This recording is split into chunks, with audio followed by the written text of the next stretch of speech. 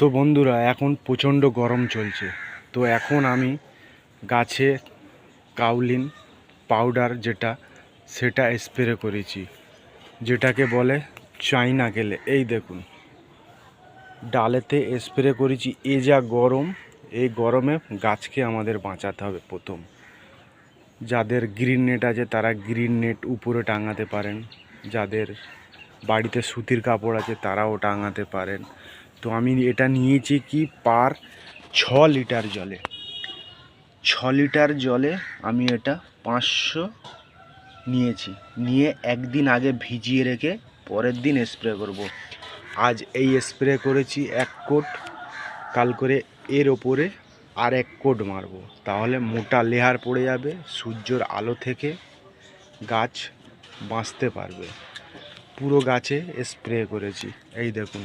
তো এর সঙ্গে আমি দিয়েছি কি ফাঙ্গিসাইড,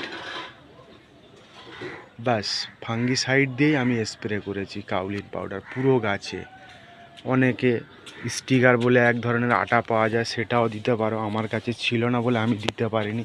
এই দেখুন, পুরো গাছের ডালে একটা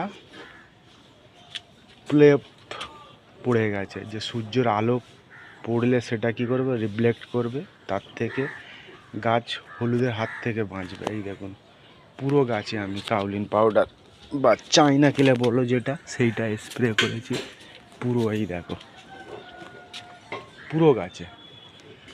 তো বন্ধুরা, এই গরমের হাত থেকে আমাদের প্রথমে গাছকে বাঁচাতে হবে। দেখেছো, গাছকে বাঁচাতে হবে। চলো, রাখলাম আজকেরকার মতন।